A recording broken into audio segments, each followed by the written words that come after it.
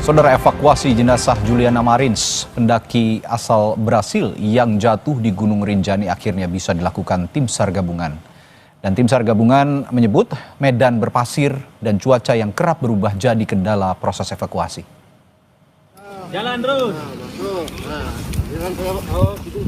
Tim SAR memutuskan menggunakan tali untuk mengevakuasi jenazah pendaki asal Brasil yang berada di jurang Gunung Rinjani. Usai dievakuasi, korban selanjutnya dibawa ke Rumah Sakit Polri untuk proses pemulasaran. Diputuskan bahwa untuk evakuasi korban dilaksanakan dengan tali, dengan lifting. Alhamdulillah sudah berada di punggung dari LKP. Mudah-mudahan saat ini sedang dalam perjalanan menuju pos Sembalun dan nantinya akan kita arahkan ke Rumah Sakit Polri.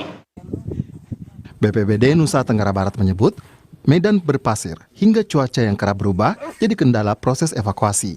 Meski sempat terkendala, tetapi proses evakuasi pendaki asal Brasil ini berhasil dilakukan.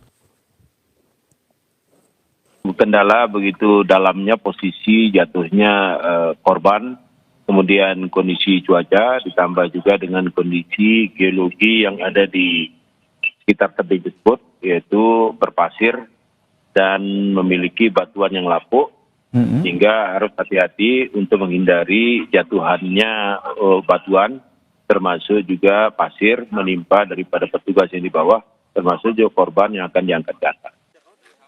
Sebelumnya, pendaki asal Brasil terjatuh ke jurang Danau Segara Anak sedalam 600 meter saat mendaki Gunung Rinjani pada Sabtu pekan lalu. Korban diketahui terjatuh saat rombongan hanya menemukan peralatannya usai memisahkan diri untuk beristirahat. Tim Liputan, Kompas TV.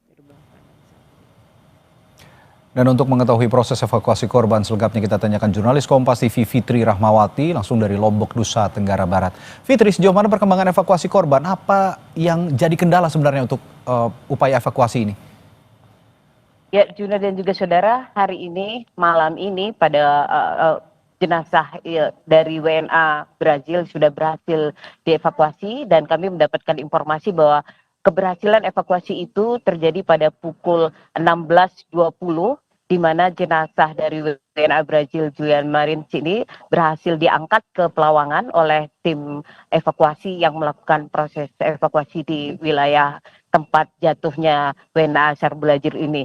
Dan setelah pukul 16.20 kemudian jenazah yang sudah berada di kantong jenazah berhasil juga dibawa hingga ke pos 4 pada pukul 17.20.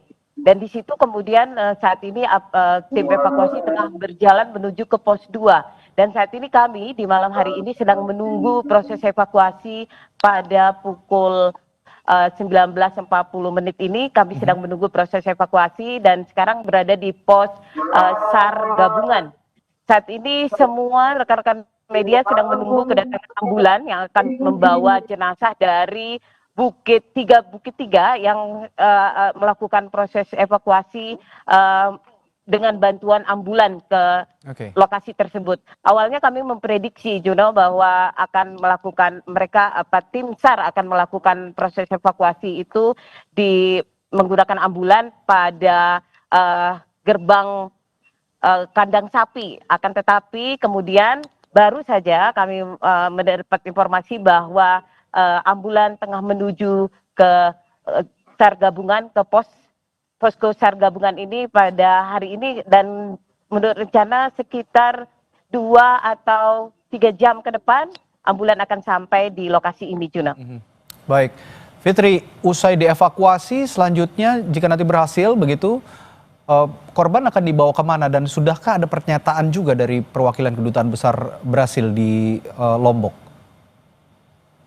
Menurut rencana korban akan dibawa dari posko SAR gabungan ini, jenazah korban akan diserahkan dulu kepada pihak keluarga yang saat ini sudah menunggu di dalam posko gabungan ini dan mereka sedang berkoordinasi dengan aparat kepolisian, juga Badan SAR Mataram, TNGR dan semua pihak yang ada di lokasi ini untuk proses evakuasi jenazah dari posko SAR gabungan ini menuju ke Rumah Sakit Bayangkara Polda Nusa Tenggara Barat di Kota Mataram. Dan setelah itu nanti akan diupayakan bagaimana proses pemulangan jenazah ke negaranya. Dan memang dalam pertemuan itu juga ada dari pihak keluarga, kemudian juga dari kedutaan. Hanya saja kami tidak bisa meminta keterangan dari pihak kedutaan karena mereka belum berkenan untuk dimintai keterangan atau diwawancara sampai malam ini, Juno. Baik, nanti kami akan juga minta perkembangan lagi informasi dari sana. Untuk sementara ini terima kasih Fitri Rahmawati melaporkan langsung dari Lombok, Nusa Tenggara Barat. Dan saudara, Juliana Marins, pendaki asal Brasil yang jatuh di Gunung Rinjani pada Sabtu pekan lalu, akhirnya bisa dievakuasi perlahan meskipun belum sepenuhnya berhasil.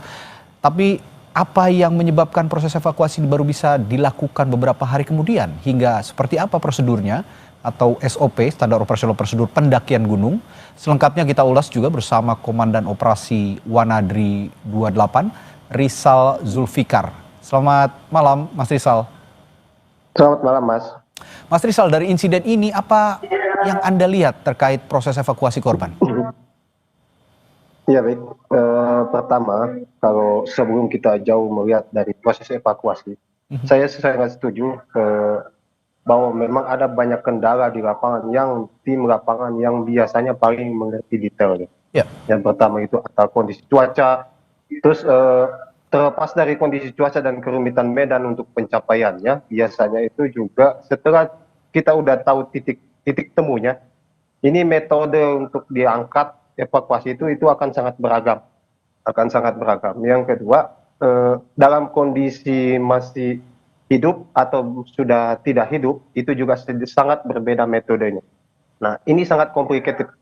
Ya. Soal ini sangat kompleks, tergantung. Jadi hasil evaluasi di lapangan yang kita bisa dengarkan nanti detailnya seperti apa evaluasinya. Nah, kalau untuk beberapa metode pendakian, memang ada banyak hal sekarang karena saking maraknya pendakian sehingga model-model persiapan pendakian yang mungkin kita harus pertajam lagi, termasuk peralatan, standby di medan-medan yang yang susah, di base camp tertentu, di medan-medan yang cukup kritikal, itu kita harus siapkan sehingga ketika kita sudah menotis medan ini mungkin akan banyak kecenderungannya potensi kecelakaan dari tingkat sekian sampai tingkat sekian. Artinya sepanjang jalur itu harusnya biasanya tim pendakian gunung, daerah pengelola pendakian ini sudah mengerti itu.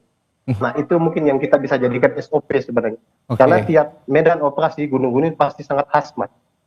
Kita tidak bisa serta-merta seluruh gunung Rinjani yang terbuka vegetasinya, bebatuan geologinya berbeda dengan gunung-gunung yang ada di Jawa Barat misalkan yang tertutup vegetasinya. Itu sangat beragam. Gitu. Ya, dengan perhatian internasional yang cukup tinggi, terutama dari publik Brasil ya terhadap insiden ini, termasuk serbuan netizennya Brasil juga di media sosial. Bagaimana Anda juga melihat peran komunitas pendaki untuk mendukung operasi SAR sejauh ini? Betul. Kita banyak mengalami dari segi Wanadri juga kita banyak mengalami dinamika di lapangan.